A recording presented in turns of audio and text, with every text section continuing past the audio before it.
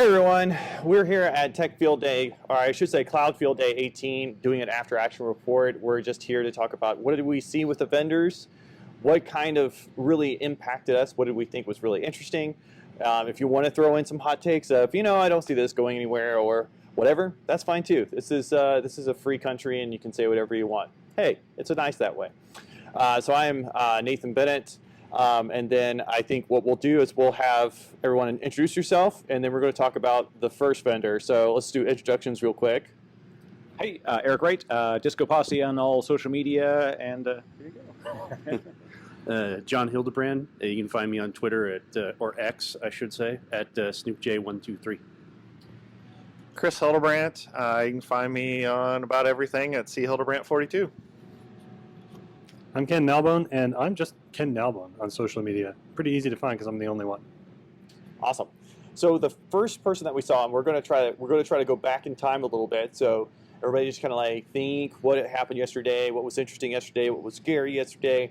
But we started with Juniper Networks. Really kind of interesting technologies. I think they jumped off with a little bit about how they were bringing in AI and how they were injecting into Apstra, I believe is what we were discussing. And then they jumped into a great Terraform demonstration. Then they did some AI clustering. And then, they wrapped it up with some other solutions as well. So just first thing you think of when you think of the different things that you saw about Juniper, what'd you think, guys? Eric? The Apstra, I think the product is really solid. It's neat to see that Apstra has retained sort of that branding and their goal.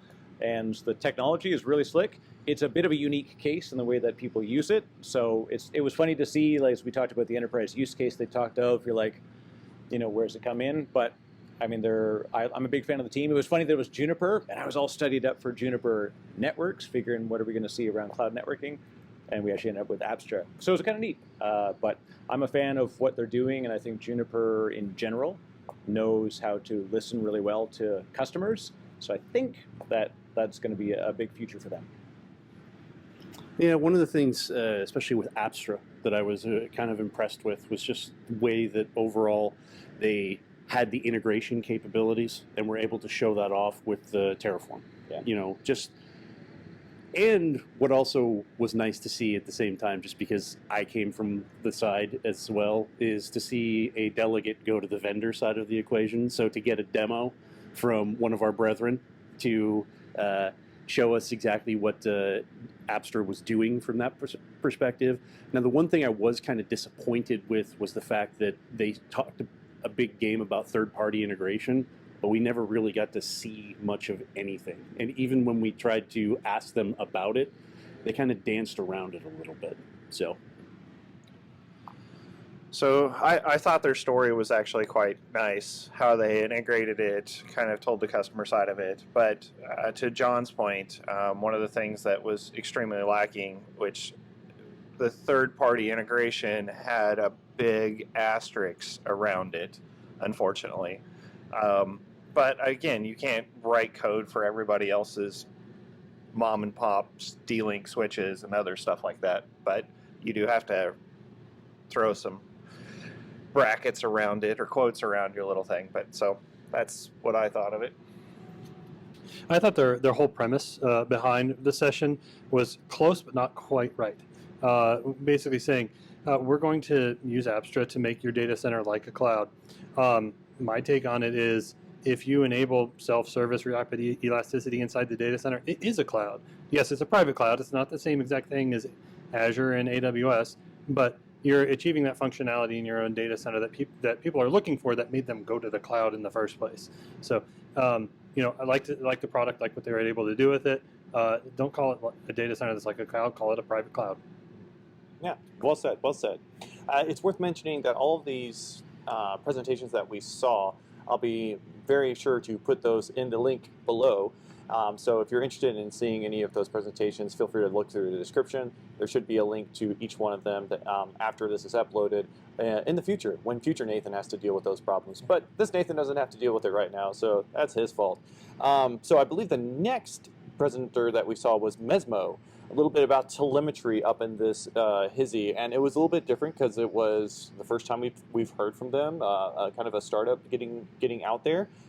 So yeah, I thought Mezmo was pretty slick. Eric, what were your thoughts? Their UI team is the greatest on earth. Yeah, and it was really good. Actually, to tag what Kenny you said before about like cloud, the vendors we met, and Mezmo and all these things, it was funny, they aren't necessarily cloud. Like when we think of cloud as cloud field, we often think AWS, Amazon, Google, the big players, Alibaba, etc., OCI. But it's funny that, yeah, all these different like physical technology and automation of physical technologies ended up here.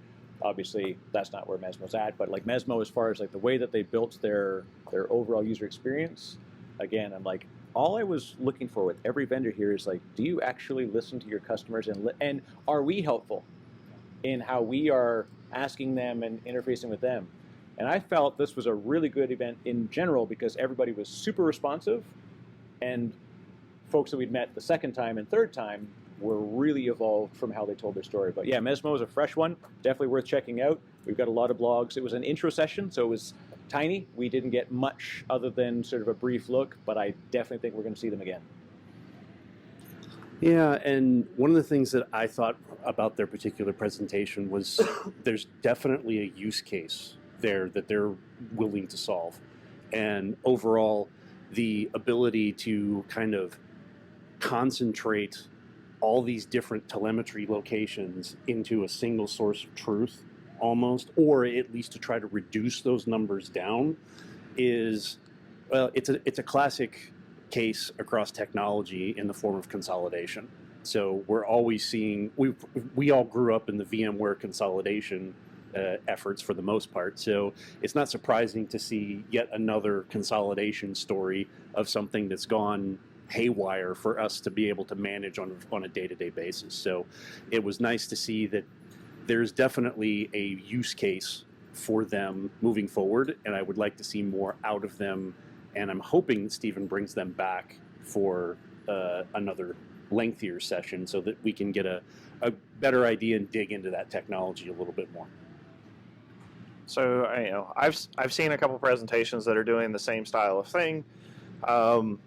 But with that being said, they're all doing log simplification and dedupe fairly well, or data dedupe fairly well from many different aspects from syslogs and on. But hands down, I think their development team killed the AI or the. Well, I can't even talk right now. The UI? Yeah, the UI functions. Yeah. AI, UI. Oh, we've heard AI all week. Yeah. So, unfortunately, it comes out first. But yeah, the UI, they just nailed it. So that's kind of my thoughts. Yeah, I agree with everything you guys have been saying. It's really hard to be the last guy to talk about any of these topics because I don't know what else I can add, except to say that I think they did a great job. I think we just got a taste, right? I do want to see them come back to Field Day. We've all scrolled through logs endlessly earlier in our careers, back in the dark ages, and then we found something that was better at searching through logs, but kind of hard to filter out and understand the way that they're able to transform logs before shipping them off somewhere else, and kind of gain those insights. I thought it was really great. I'd like to see a deeper dive in the future. All right. Well, I think it's funny. You're like, it's hard to follow that up, and then you lay that nice set of knowledge down, because it's true. We all have been in that world where we're like, oh, dang it, where's this log? How do I have to find this now? And it's like they're all in different locations, and you're constantly having to Google where the logs are. So it's always great to have that all set in one location and be able to query between it and find it. But moving from someone who was very new to us to an old friend who we've seen multiple times. I know you and I have seen him multiple times, Prosimo. And Prosimo came in a couple of years back and said, hey, we're doing network automation to combine cross-cloud automation. And they kind of have taken that game, and in my opinion, I think they've gone pro. So let's talk a little bit about Prosimo. Eric, what'd you think? Ken? Do you want to go first? Sure, I'll go first. Set the orders because poor Ken was always stuck going after my ramblings. Yeah, absolutely. Well, they're not an old friend to me. This was my first exposure to them. I had heard of them before, but probably didn't pay enough attention. And I thought it was great because basically we see all the time the challenge of consistent networking across all the different clouds and including the data center that customers are using. And we've seen multiple solutions like this at field day events before. I won't name and shame anybody, but like it was a little bit cumbersome saying, okay, you have to deploy all our appliances to act as the gateway in every single cloud you're using. It got a little bit burdensome. I think their approach is much better with basically an overlay to all the primitives that exist within any cloud that they support. Would like to see a little bit more about how they integrate that within the existing data center, as even though we're all cloud folks and we want to see stuff get out of the cloud, how often have you seen an effort to get out of the data center go on for an extended period of time, and you could really use some kind of hybrid connectivity? And if you're able to make that consistent with everything else you're doing across whatever hyperscalers you're using, that'd be incredibly valuable. I don't know if they didn't talk about it much because it's not very mature, or if they just felt it wasn't interesting to us, but I'd kind of like to understand that a bit more. I don't like it when Ken goes first because he just stole everything I was thinking about saying. So, All right. Yeah. Oh, I wanted to hear your first brush because we have seen Prosimo a few times, and it was funny because you brought up stuff that we've seen, and that's the interesting thing about Field Day, that we all get different versions of that same person, sometimes even in the same session, depending on what our background is.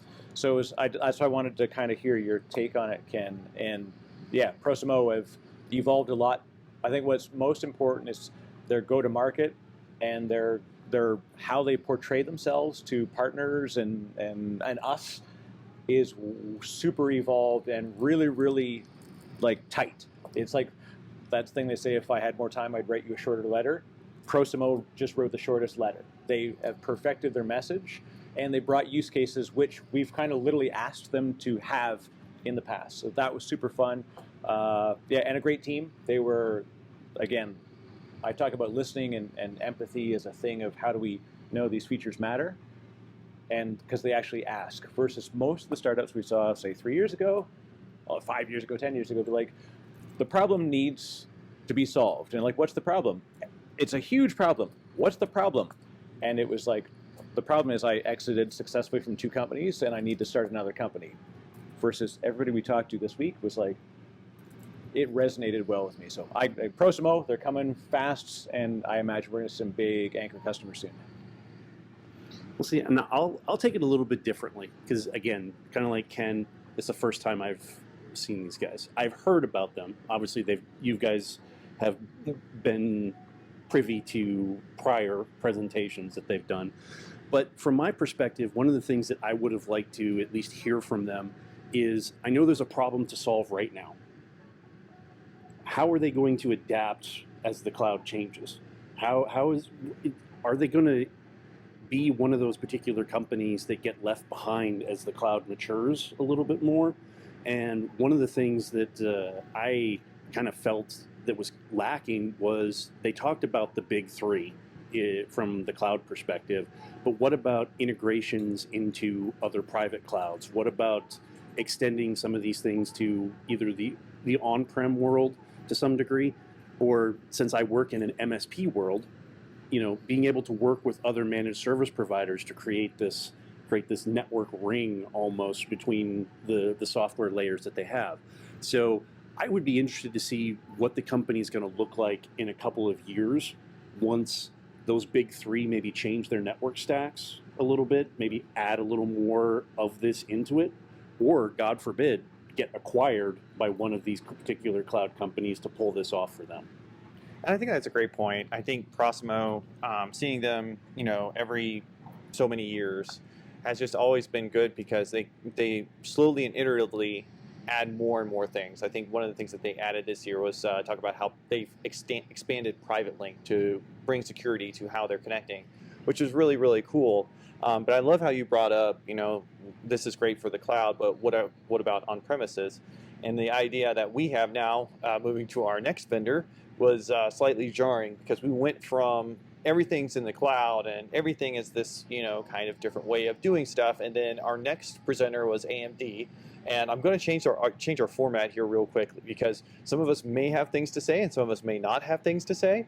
So if you have something to say, just kind of like, give a little wave and we'll get a microphone over to you. But I'll start with AMD and just say that I think the discussion after AMD's session was extremely better for me as a cloud person to try to think through what does it really mean to have a chip manufacturer talk about the cloud as a user of the cloud, not necessarily as a hyperscaler, and what does that mean for the environment?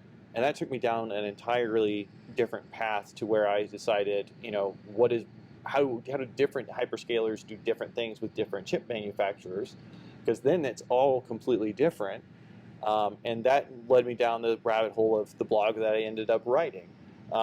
So my question to y'all, any thoughts that you wanted to share about the AMD? It was very good on basically what they're doing in the chip manufacturing world. Wasn't very cloudy, but any thoughts you want to share? Sure, I'll go. I'll go before Eric gets every word in that I would say, basically, is what I'm thinking.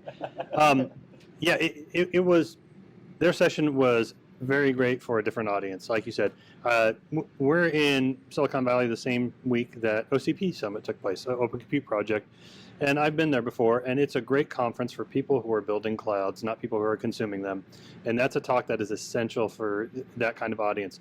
Look at the better density you can get for VMs or containers. Look at all the features. Look at how great our design is and can get better performance for your customers. As a customer, that is pretty much abstracted from me because that is the point of the cloud. So I have less visibility or no visibility into what the CPU is specifically doing for my workloads. But if the cloud provider can provide me a better performance or a lower price for the same performance or whatever the case is, that's great. But I won't know it. So AMD, you got to make it a little bit tailored better to me as a customer of that cloud, not as the builder of that cloud.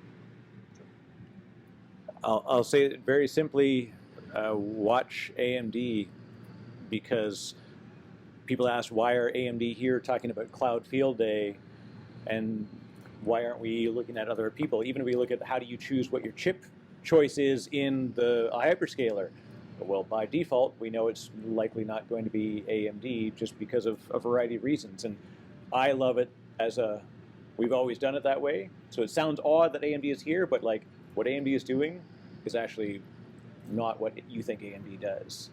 And I mean you as in with the royal you, all of us in Nerdland who we just think of AMD as chip producers, but actually what they're doing with CXL, what they're doing with all this other stuff, is actually a way bigger story. It was unfortunate that it probably wasn't the right way in which they could have told the total cloud story.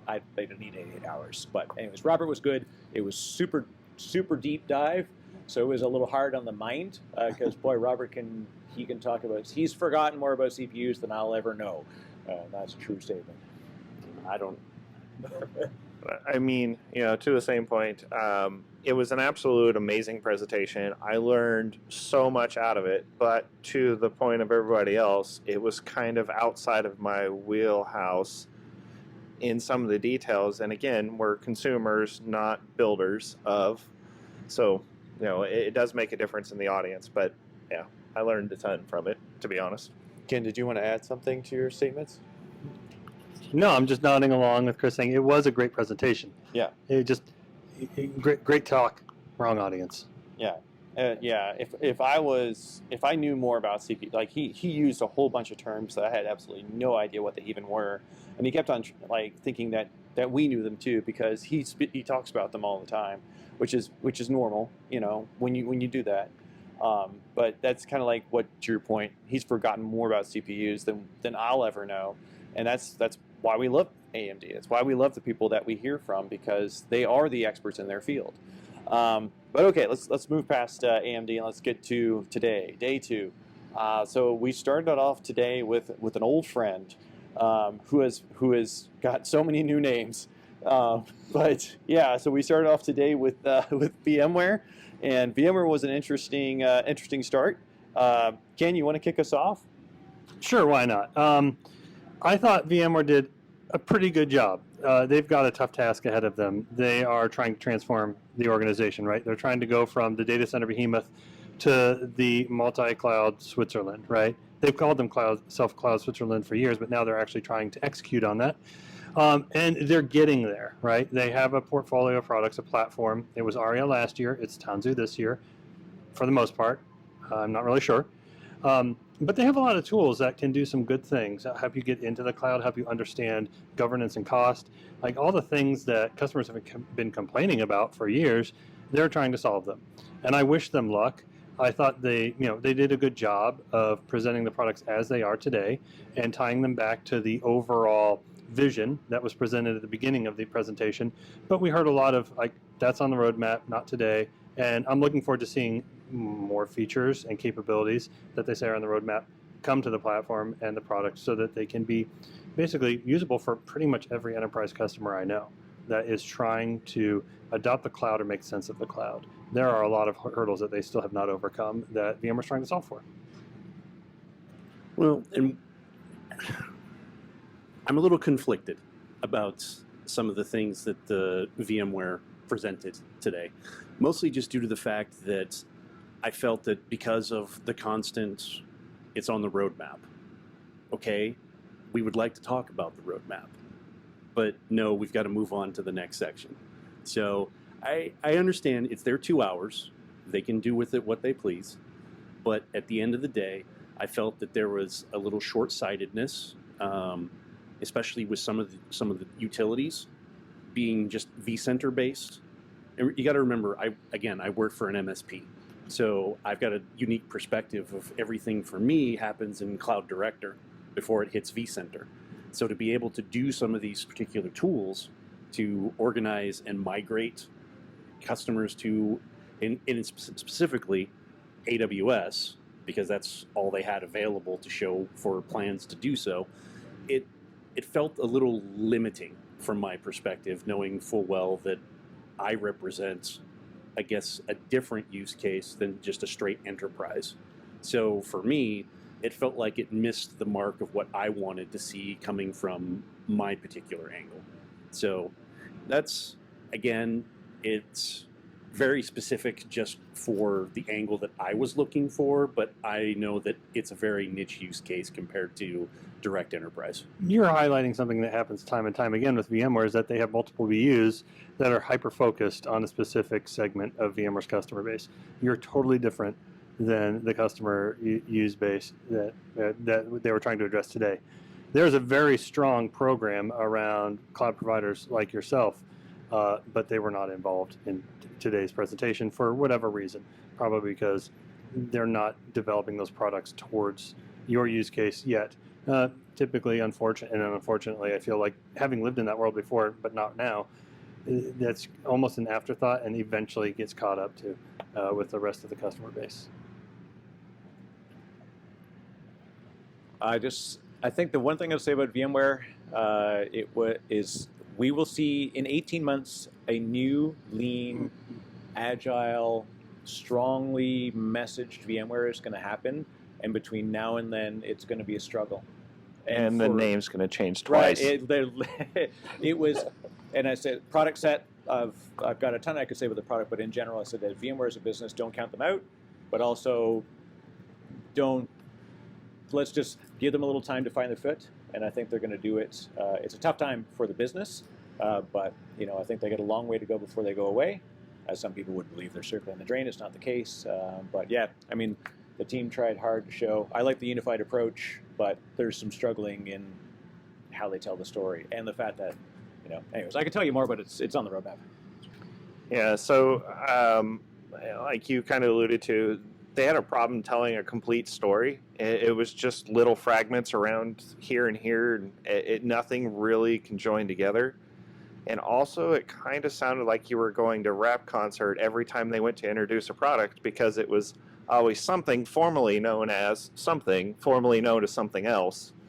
So, it was a lot of that. And to call out what John was calling out is, like, every question we asked was, it's on the roadmap. So it was kind of a little hard from time to time. Yeah, I think the thing with VMware is just that. Oh, speaking of virtual people, welcome to the circle, sir. Impromptu. I was very much beckoned. Welcome, ladies and gentlemen, Mr. Stephen Foskett, the reason why we are all here.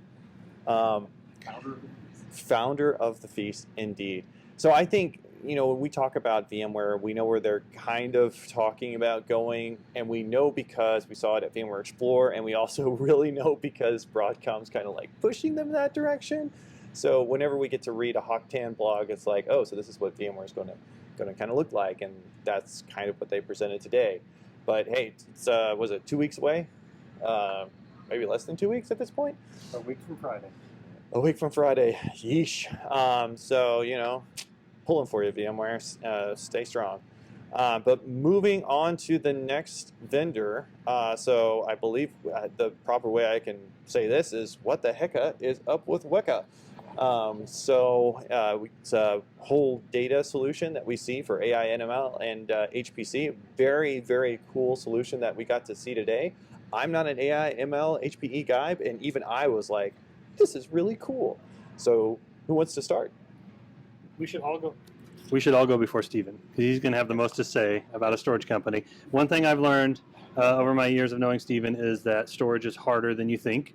And the cloud native companies know that and realize it, and they know that their primitives really are not all things to all people. And WEKA has found their use case, their niche, and they built a unique architecture that is good for specific use cases. And they said as much, right? Like, here's the use cases we're good for. No, you're not going to sell it to every customer on the earth, because they can just consume native block and file and object. But when you need our kind of performance, our kind of data services capabilities, space reclamation, whatever, we've got a product for you. That was my biggest takeaway there. It was my most pleasant surprise of this event. I was familiar with WEKA, but didn't know much about them coming into this, and I was like you. It's not completely in my wheelhouse, but I was hooked the whole time. I thought it was great. Chris? I became familiar with them last night. So, and coming in today, after talking with them a little bit last night and coming in today, I was extremely intrigued to jump into their presentation and see what they had to offer. But it was amazing tech. To the same point, it's limited in its use cases, but they know that, they understand it, and that's what they're driving towards. But it was really amazing, and I think, with some future modifications, it may open up more and more into other fields down the road as time evolves. So they'll be an interesting company to keep an eye on and watch over the years. Yeah, I'm with you. The worth a watch for sure. WEKA is definitely interesting. The way they approach the problem is neat. They've been at it for a while.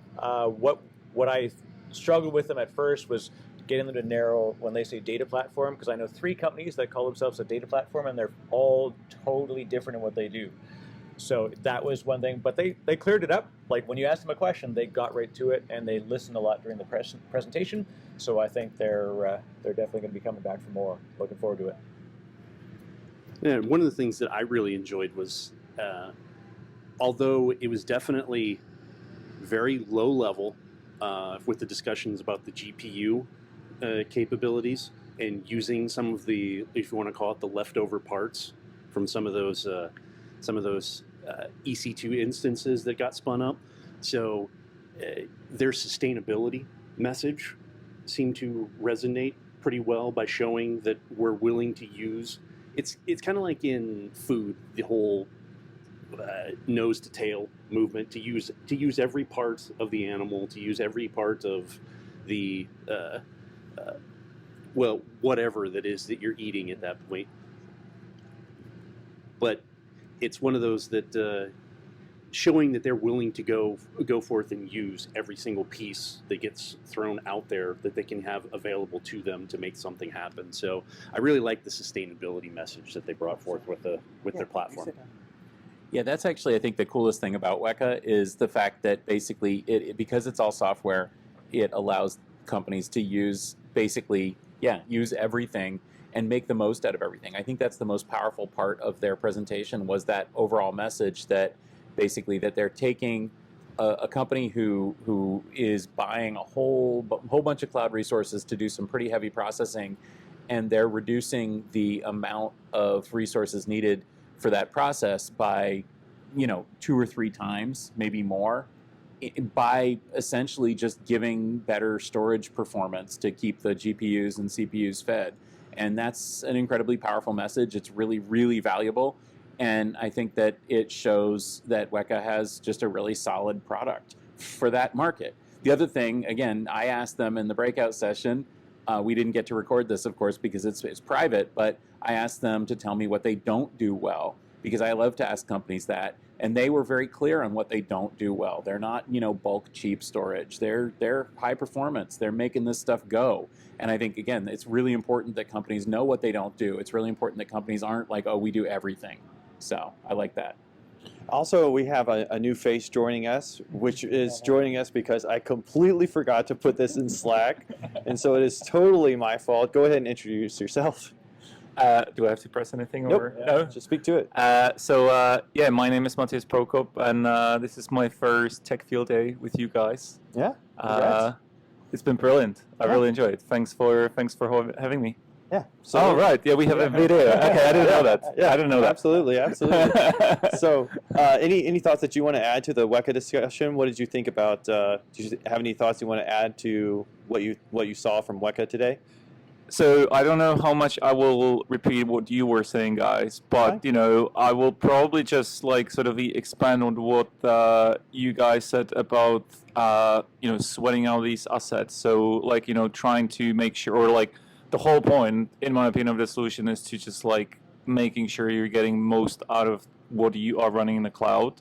I really did like that. That's sort of the increasing the efficiency. I mean, especially these days when it's everything is around the sustainability and trying to maximize what you are almost getting per kilowatts in a storage world.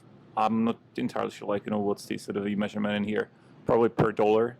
But it was very impressive, to seeing how much they can decrease the spend in cloud in a very smart and innovative way.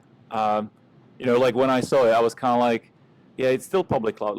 How you can decrease the spend in a public cloud with something so highly performance. And I was convinced, but they changed my mind. It was really good. I really liked it. So let's try to wrap up pretty quickly with our last one, and I'm going to let you guys talk about this one because I apparently had my washing machine die in the middle of it, and my wife started pinging me like crazy about what are we going to do, and Insanity just blew up in front of me. So I did my best to follow, but we were very happy to have Fortinet talk about their solutions and what they were able to do. I apologize to Fortinet for my washing machine dying, but I think they had some really awesome solutions and had an extremely awesome demonstration with the drone. So if we want to start, we can share, and then Stephen, we'll let you wrap us up. Okay. So go ahead. Sure. So they started off the presentation kind of jumping into the security side of it and starting the demo and explaining how they could attack APIs and on all their Fortis stuff in the back end and showing how that could block the API calls. And then about 30 seconds after that, I was hooked for the rest of the entire briefing from the fact of they started talking about how they were doing active API mapping and able to learn the APIs and basically create Swagger on the fly. And, can ingest as you're writing code based off of a repository. It was an amazing tech to kind of see and what they could do with it and what the analytics and data they could get out of it, and the automation on the back end was just, I was hooked to it the whole time. I actually can't wait to sit down and actually think about it and start writing the blog post based on that. So kind of excited to do that. We've got to wrap, so I'll just be really quick because you said a lot of stuff that I would have said. They just made a strong case for why you would not just go with the WAF that is within your cloud provider and why you would look at theirs. That's what I'll say. Yeah, for me, the automation bit, that was very impressive. I think there was this instance where at the beginning of the presentation where there was the incident, and the issue in a GitHub immediately popped up, so you could sort of follow up an issue. That was really good. I really like that. Yeah, I think so the sleeper hit amongst it was this like little tiny feature that they brought out was the idea of like being able to self-document an API that was undocumented. And I saw you light up, Chris, and I was like, oh my goodness, like this is it. Because I can't even count how many times even I've created applications and I create half of a Swagger UI. And it's really, really neat that they've been able to do that with some neat things around inference. But yeah, again, when the blogs come out, there's some really, really cool stuff we saw. So looking forward to sharing it. Yeah, and to hammer away on the API portion again, that was key. API, all the things. Yeah, I mean, at the end of the day, we've as you mentioned, either written applications, worked for companies that have written applications, and having a badly documented a Swagger page, and ultimately finding out that some of those functions should have been private to begin with instead of public. Yeah. So being able to map those out and to be able to know what sort of endpoints can be attacked, I thought that was pretty primo from their presentation. Yeah. And I'll agree. I mean, I think, you know, we talked earlier in the week with our tech talk about the fact that basically, in my opinion, the thing that makes something cloud is APIs, and yet APIs are poorly documented. And here's a company that you would not maybe have suspected, but basically they're doing one of the cloudiest things in cloud, and that's so cool. So it's just great. And also Fortinet hosted us for the day, and that was very cool of them too. Awesome. Yeah. So Nathan, why don't you come in and close it out? So thank you for allowing me to sit in on this. Yeah, so thanks everyone for joining us for this after action report. That's a wrap on Cloud Field Day 18. Like I said, all of the talks will be in the description below, so if you're interested in seeing for firsthand what those were, be sure to check those out. And thanks for joining us. Take care. Cool. All right, we got an Uber here. Oh, I was All right, let's go. crap upstairs.